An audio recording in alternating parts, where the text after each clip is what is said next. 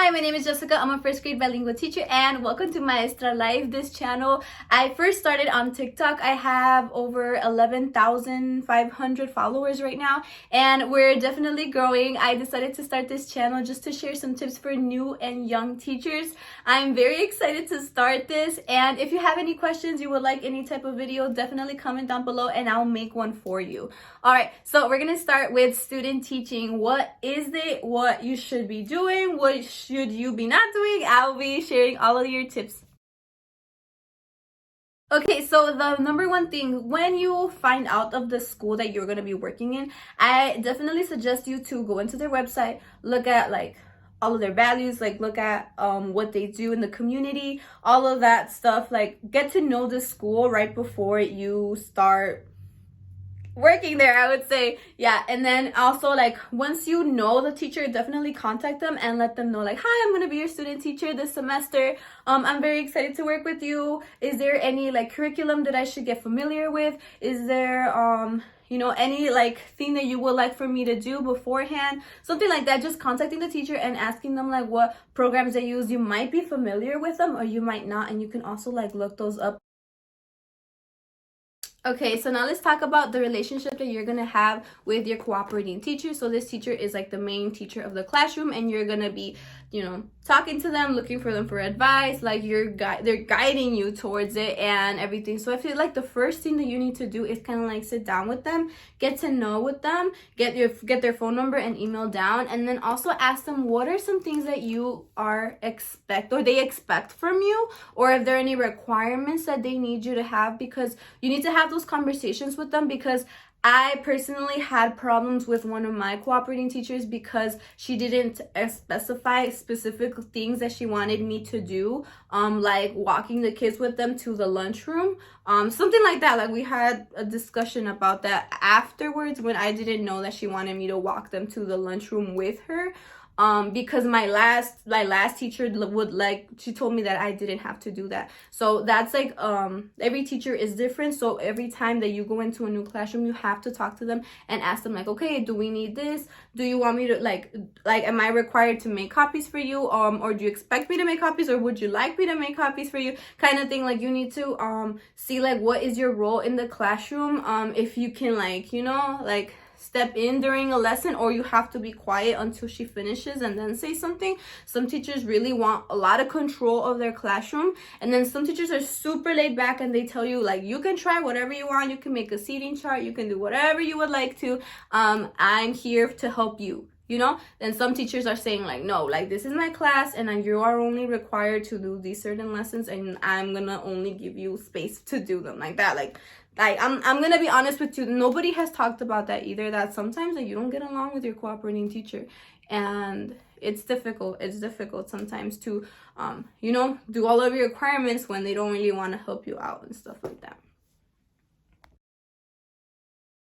Alright, so it's the first day of school and you're very nervous. Most likely for student teachers, they do it in the springtime. So you are going to be walking in the middle of the school year, and you're going to try to teach. You got to get to know the kids because you're going to be getting observed. You're going to be recording lessons and you're going to, this is important. This is the last step before you become a teacher, before you graduate, before you have your teaching license. So it's super important that you connect with the kids, that you connect with your teacher, you connect with the community of the school, with other teachers, with other student teachers. It's super important. And the number one thing I would say is definitely start by just being super nice, super warm, like smile, say good morning to everybody. If there's someone drops some paper, pick it up. Just try to be as nice as possible, as outgoing, I would say. Like put yourself out there. I know being shy kind of can set you back a little bit, but definitely almost put a phase like you are now Miss whatever, Mr. whatever, and now you are starting your career. From now on, like you are an actual teacher. Take it that way. Take it as I am starting as a teacher at this moment, then this is a school that I might get hired from. This is a place where the principal can tell the other principal that they really like me, that they've noticed some qualities about me. So even teachers have teachers friends, they can help you find a place that you will most likely work in, or they're gonna be writing your recommendations letters as well. So it's super duper important that you have good communication with all the people at the school. Make a big, smiling face. Even parents might know other places too. So just always put your best foot forward and just be really nice to everybody. Okay, like I said, we do have to put our best foot forward and always look presentable. So that's the next tip, looking presentable. Do your makeup, like do your hair, like make sure that your shoes are clean, that your jackets like don't smell weird, like everything, literally cover everything and look as professional, even more than just like the your cooperating teacher, because you're the one that's looking for the job, right? You're the one that's kind of like auditioning to become a teacher here. So I'm going to show you, number one thing is you need a nice bag. So I have two examples. This is a Kate Spade bag. I love Kate Spade.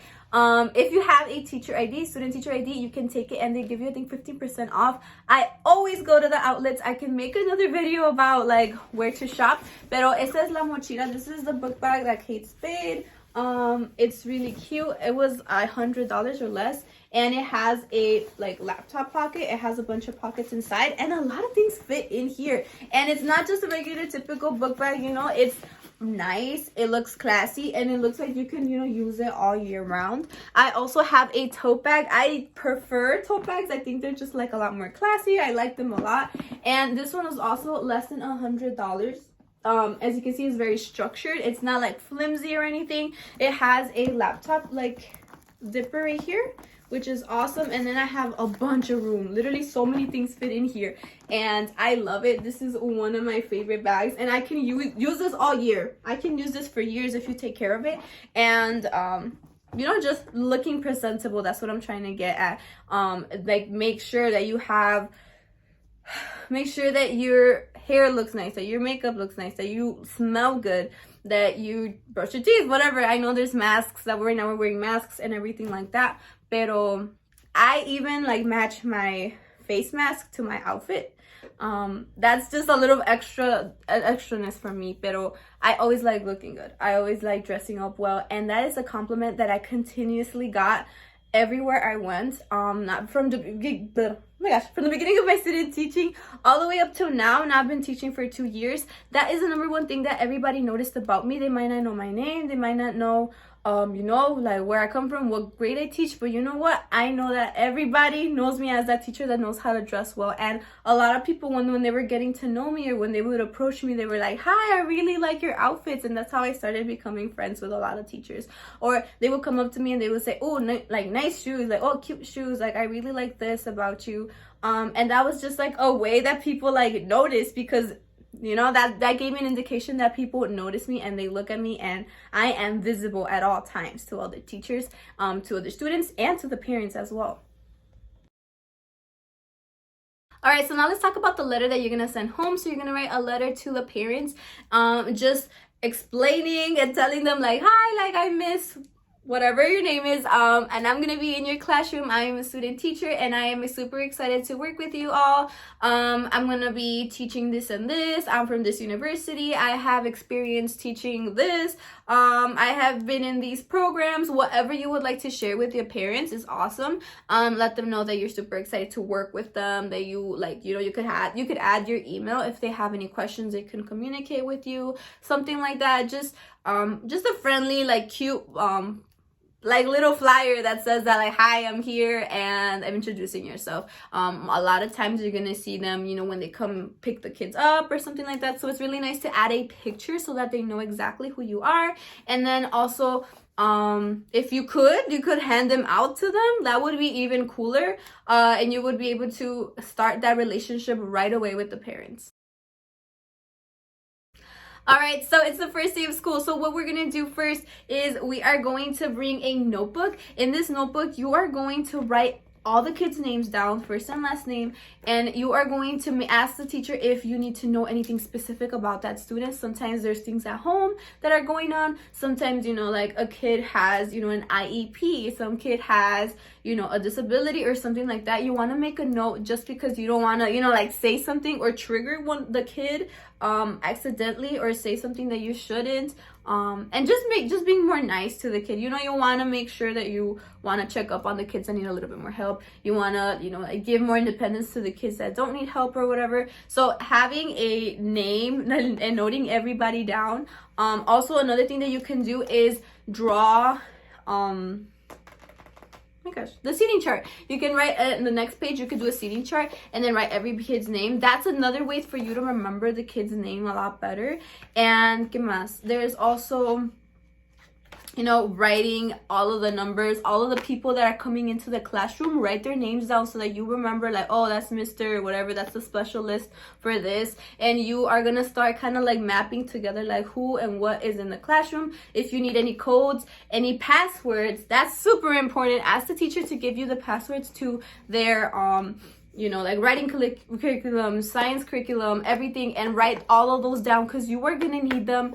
Eventually you're gonna need them. And then if they have an extra teacher edition of any books, you should also ask for that. You can ask for a student workbook or something like that, just so that you can start getting a hang of what we're doing, like what we're learning and something like that. You can also sit down with the teacher and ask them like, who is that, you know, who needs more help with reading, who needs more help with math, who needs more help with whatever, and start kind of making notes so that you can check up on them. Because for a while you're gonna just start floating around the classroom. What that means is that he's gonna be teaching, she's gonna be teaching, and you're just gonna be walking around and you're gonna like help out in whatever you can, so until you get a hang of it, and then you start like teaching this on your own. So that's what floating is called.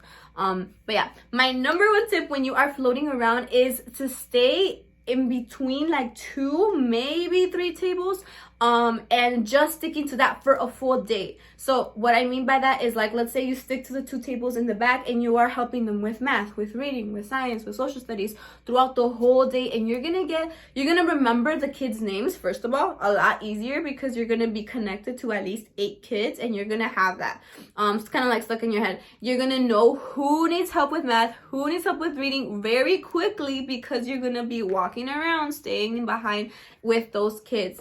You're gonna be able to communicate with them, and you're gonna create like better relationships with them right away.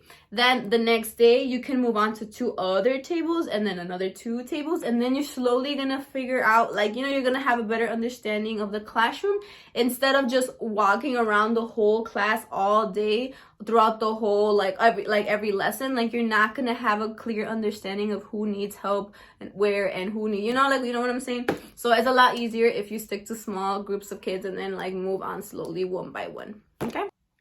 All right, thank you so much for watching this video. Please like and share. If you have any questions, you can put them down in the comment section, or you can send me a message on Instagram. I am very, very active on TikTok, so I'm going to be posting every day, and you can watch my videos. I usually post funny videos, like relatable videos, videos about my life and stuff like that, and of course like teacher stuff. So please follow and like, and we're going to continue. I'm going to be making a lot more videos. If you need anything from me, message me. And thank you so much. Adios.